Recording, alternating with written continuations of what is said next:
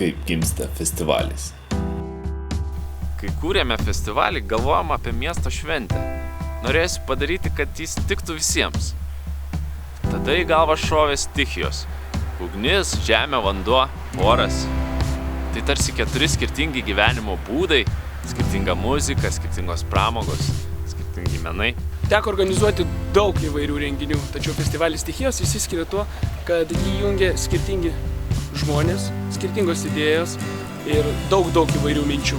Susiformavo didžiulė organizatorių komanda. Visi yra atsakingi, kiekvienas už savo sritį. Gimus festivalio idėjai atsirado vieta įvairiausiems meniniams sumanymams įgyvendinti. Prie mūsų jungiasi menininkai ne tik iš Kupiškio, bet ir iš aplinkinių miestų. Aš menininkas iš Abelių Rimvydas Pupelis. Dalyvausiu jūsų meno festivalyje Stichijos ir pristatysiu keletą savo naujausių kūrinių. Klausimas. Lietuva, kur tu eini? Atsakymas. Į Kupiškį. Tik į Kupiškį. Festivalyje bus daug veiklų, į kurias galėsite įsijungti ir patys. Tai bus ir malūnėlių gamyba, ir mandalų kūrimas, ir galbūt galėsite užsiimti tokiamis netradicinėmis veiklomis kaip cigūnas, reikiai ar kinų joga. Tai čia įkursime oro zoną. Dieną jie atrodys gan paprastai, o naktį medžiai nusidažys įvairiausiamis šviesomis. Mane labiausiai žavi tai, kad festivalyje atsirado vietos ir giliems dalykams. Ten bus įvairių paskaitų, poezijos kampelis bei intelektualių pramogų.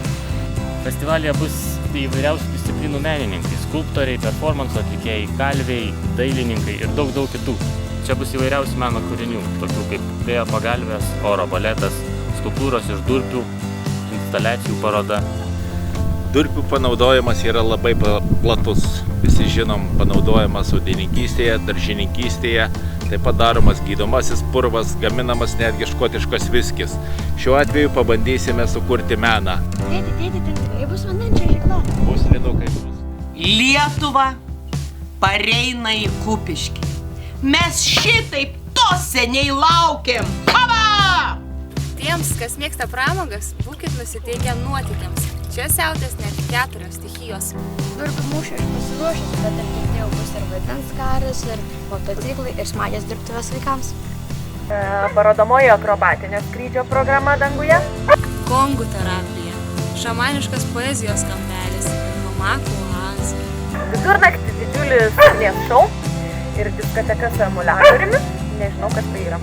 Mano zonoje, kurią aš atstovauju, jūs išgirsite roką, repą, pamatysite tapybą ant žmogaus, išmoksite žongliruoti ugnim, suvažiuos daug motociklų, bus daug garso. Bus to, ko reikia jums. Susitiksime ten. Žiauriai fainai, kad Kupiškyje vyks toks festivalis kaip Stichijos, nes jame bus 5 scenos, tu įsivaizduoji?